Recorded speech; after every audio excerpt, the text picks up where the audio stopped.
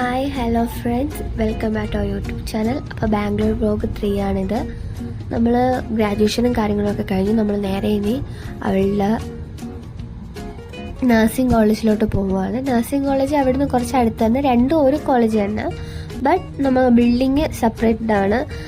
ആചാര്യ college നമ്മുടെ ജാസ്മിനും ഗബ്രിയും ഒക്കെ വന്ന് കണ്ട്, അതിൻ്റെയൊക്കെ വീഡിയോ എല്ലാവരും സോഷ്യൽ മീഡിയ വഴി കണ്ടു കാണുമെന്ന് വിചാരിക്കുന്നു.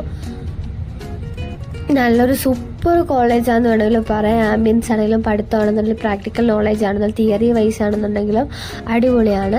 ഇപ്പോൾ നമ്മൾ ഒരുപാട് പേര് പറയുന്നുണ്ട് ബാംഗ്ലൂർ പഠിക്കാൻ പോയി കഴിഞ്ഞാൽ ചീത്തയാവും. അത് നമ്മൾ നന്നാണെന്നുണ്ടെങ്കിൽ നമുക്ക് നമ്മളിൽ കോൺഫിഡൻസ് ഉണ്ട്, നമ്മൾ എവിടെ പോയാലും ഒന്നും പറ്റൂല. അത് ഫസ്റ്റ് ഓഫ് ഓൾ എല്ലാവരും തിങ്ക് ചെയ്യുക. സെക്കൻഡ്, ഒരുപാട് കോഴ്സസ് ഇവിടെ അവൈലബിൾ ആണ്. ഒരുപാട് ഇല്ലാത്ത കോഴ്സസ് ചുരുക്കമെന്നാണ് എനിക്ക് തോന്നുന്നത്.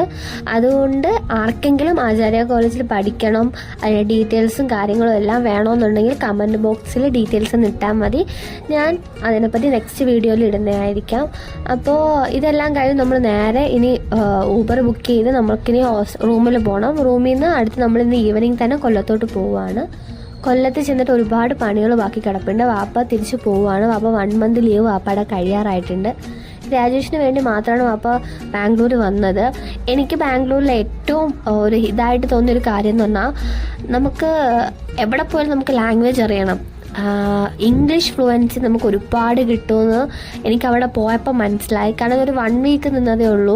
നമുക്ക് നാട്ടിലെ പോലെ അല്ല അവിടെ, സംതിങ് ഡിഫറെൻ്റ് ആണ് അവിടെ. പിന്നെ ഒരു കാര്യം, നമുക്ക് എല്ലാം ഓൺലൈൻ വഴിയാണ്. എല്ലാം ഒലേ, ഊബർ എല്ലാം വിളിക്കുക, ബുക്ക് ചെയ്യുക, വരിക, പോവുക, ഇതാണ് അവിടെ നടക്കുന്നത്. അതെനിക്ക് ഒരുപാട് ഇഷ്ടപ്പെട്ടു. നമ്മൾ കേരളത്തിലാണെങ്കിൽ നമ്മൾ ഒരുപാട് ബസ്സിനെ ആശ്രയിക്കാറുണ്ട്. ബട്ട് അവിടെ അങ്ങനെയല്ല. പിന്നെ മലയാളികൾക്ക് തുളു, തമിഴൊന്നും ഹിന്ദി ഒന്നും വായിക്കാൻ അറിയാത്തതുകൊണ്ട് അതുകൊണ്ടിട്ട് അറിയാവുന്നവരുണ്ട്, അറിയാത്തവർക്കൊക്കെ ഊബർ കാര്യങ്ങളൊക്കെ ബെസ്റ്റ് ആയിരിക്കും. അപ്പം നമ്മൾ ബസ്സിൻ്റെ അടുത്തെത്തിയിട്ടുണ്ട്. നമ്മൾ AI ബസ്സാണ് നമ്മൾ ബുക്ക് ചെയ്തിരിക്കുന്നത്. ബസ്സിൽ കുറച്ച് എക്സ്പെൻസ് ആണ്, ബട്ട് എനിക്ക് ട്രെയിനിനെക്കാട്ടി എനിക്ക് ഇഷ്ടപ്പെട്ട ബസ്സാണ്. നമുക്ക് കംഫർട്ടായിട്ട് പോകാനും കാര്യങ്ങൾക്കൊക്കെ ബസ്സാണ് നല്ലത്.